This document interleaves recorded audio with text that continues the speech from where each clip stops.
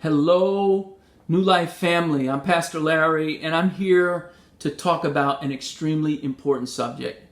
Many of you have asked myself and Pastor Tim in the last couple of weeks about Black Lives Matter. I want to clear up any confusion, and I want to make some things really clear about that. First of all, I need you to know this, that most people in black and brown majority churches easily make the distinction between the phrase or the hashtag Black Lives Matter and the organization that goes by that name, Black Lives Matter. For anyone who's done research on the organization, you understand that there are some issues with what they're promoting. They're not just promoting Black Lives Matter. There's other agendas there that they're promoting that New Life doesn't endorse, and my friends, my black and brown friends in their churches, they don't endorse.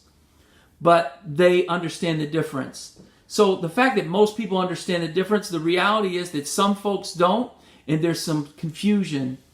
When we use that phrase, our intention is to promote the precious truth of what that statement means, Black Lives Matter.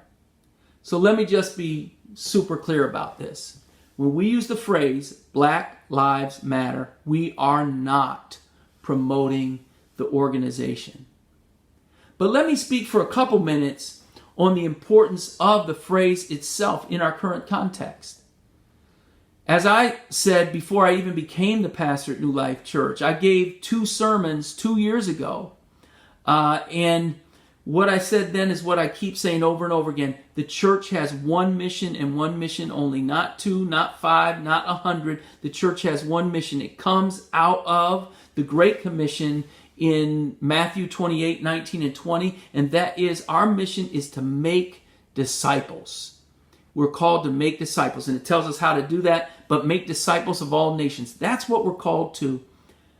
In 2020, in Philadelphia and in the neighborhood that our church is in, Alani, is the most diverse neighborhood in Philadelphia. As a matter of fact, it's the most diverse neighborhood in the Commonwealth of Pennsylvania, and honestly, one of the most diverse neighborhoods in the entire country. Therefore, making disciples here and now demands that we embrace, understand, and live out the critical theological implications of the statement Black Lives Matter. So why is this so important in our context? It's important because if we understand our time and our place in the unfolding of God's plan, then we will understand our call to live out the gospel imperative of caring for those who have been hurt, who have been neglected, and who have been egregiously sinned against in our country. And we need to hear this even by the church. If we don't get that right, then we lose all credibility before we're even able to start the conversation.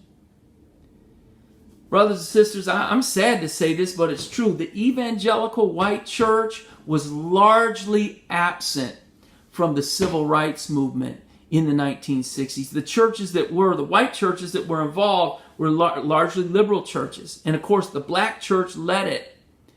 But we dare not make that mistake again and miss what God is calling us to in this time. When white believers say Black Lives Matter, this is a theologically rich and culturally relevant way of declaring to our brothers and sisters that we love them. Every Christian knows that all lives matter. We know that. But we don't need to say that any more than the fire department needs to put a little bit of water on every house in the neighborhood when the reality is one house is burning down.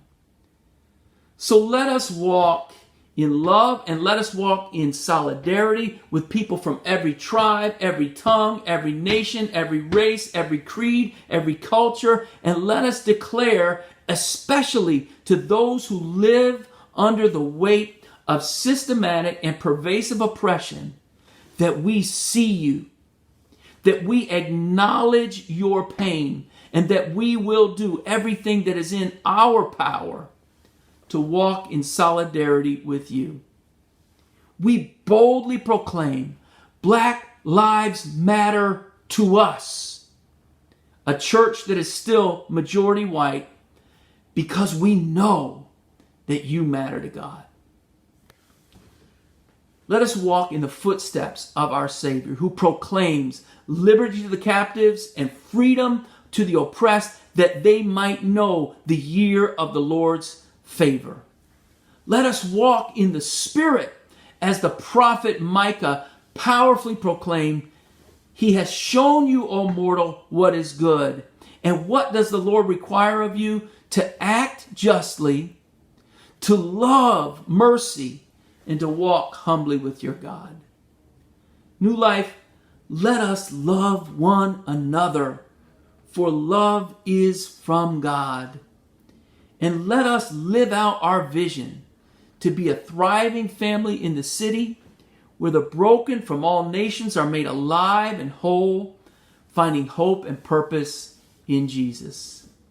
May the God of peace be with each of you. God bless.